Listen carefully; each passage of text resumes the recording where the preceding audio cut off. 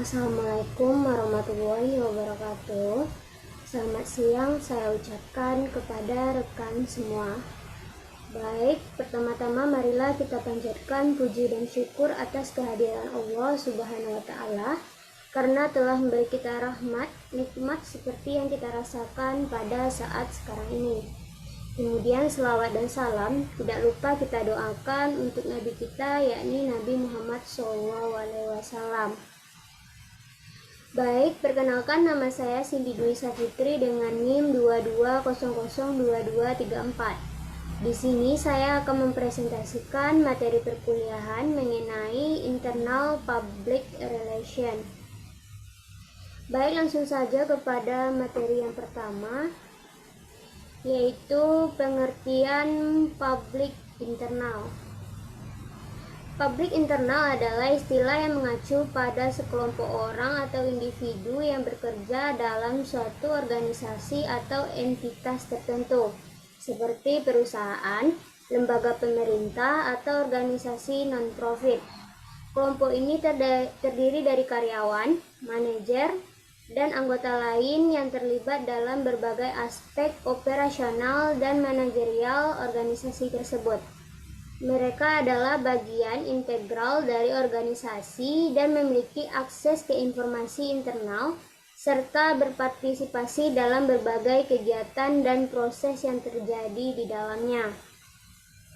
Publik internal memiliki peran penting dalam kesuksesan organisasi karena mereka berkontribusi pada pelaksanaan strategi, pencapaian tujuan, dan menjaga kinerja organisasi. Mereka juga sering menjadi sumber daya manusia yang berharga dalam mengidentifikasi masalah, memberikan masukan, dan menjaga budaya kerja yang sehat. Kemudian fungsi publik internal sendiri yaitu adalah dalam sebuah organisasi pada berbagai kegiatan dan proses terjadi di dalam organisasi tersebut yang biasanya tidak terlihat oleh pihak eksternal atau publik umum. Fungsi ini penting untuk menjaga operasi sehari-hari perusahaan dan memastikan bahwa semua anggota organisasi dapat beroperasi dengan efisien dan efektif. Fungsi publik internal mungkin merujuk pada bagian atau departemen dalam organisasi yang bertanggung jawab untuk menangani masalah atau pelayanan yang ditunjuk untuk anggota internal organisasi tersebut. Fungsi ini mencangkup HR atau sumber daya manusia yang mengurus masalah-masalah tenaga kerja, Departemen IT yang menangani masalah teknologi, informasi internal, kemudian Departemen Keuangan yang mengelola keuangan organisasi, dan lain sebagainya. Kemudian materi yang selanjutnya yaitu pengertian Employee Relation. Employee Relation merupakan bidang yang mengkaji hubungan antara karyawan dan manajemen dalam sebuah organisasi. Termasuk di dalamnya adalah hal-hal seperti komunikasi, perundungan, konflik, dan pengambilan keputusan. Employee Relation bisa mencakup kebijakan prosedur dan praktik yang berkaitan dengan karyawan, seperti pengajian, manfaat, dan peluang karir. Kemudian pentingnya employee relation. Employee relation yang baik dapat meningkatkan produktivitas, kepuasan kerja, dan retensi karyawan. Ketika karyawan merasa dihargai dan didengar oleh manajemen, mereka cenderung lebih bersemangat dalam bekerja.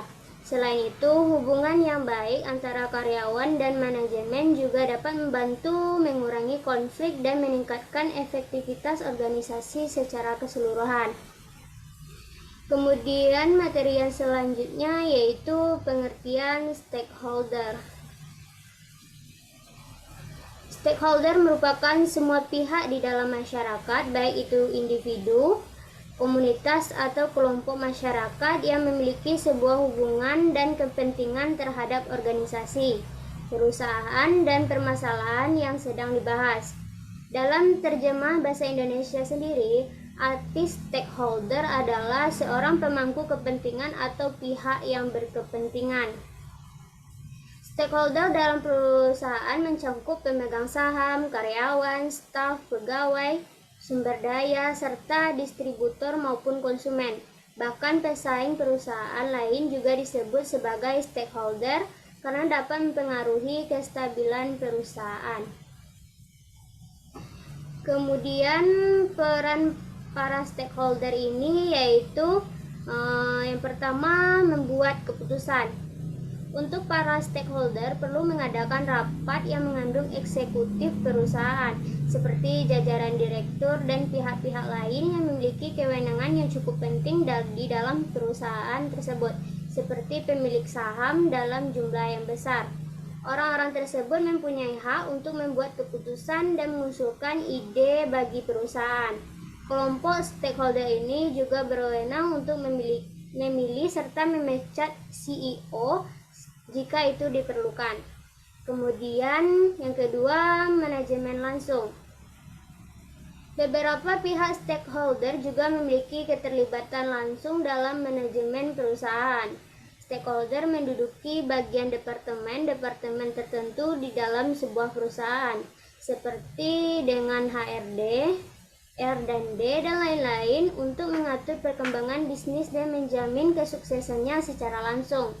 Seringkali bisnis swasta dan perusahaan terbuka tersebut akan menyediakan posisi bagi investor besar untuk mereka yang ingin berpartisipasi langsung dalam perjalanan bisnis pada level manajerial.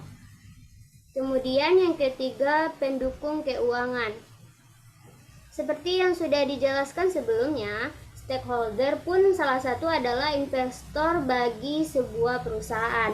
Oleh karena itu, stakeholder dapat memutuskan untuk menambahkan atau mengurangi investasi mereka pada suatu perusahaan dengan menimbang kondisi finansial bisnis tersebut. Jadi, sebuah perusahaan sangat bergantung dan wajib membangun hubungan yang baik dengan stakeholder. Kemudian yang keempat atau yang terakhir, tanggung jawab sosial perusahaan.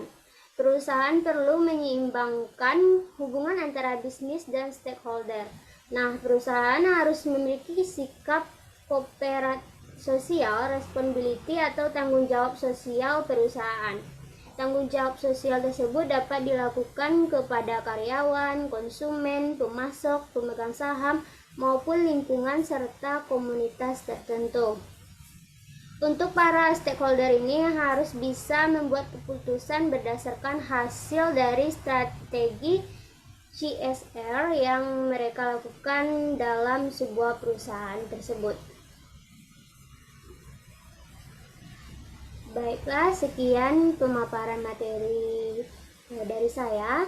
Jika ada salah dan janggal, saya mohon maaf. Saya akhiri. Wabillahi taufik wal hidayah. Wassalamualaikum warahmatullahi wabarakatuh.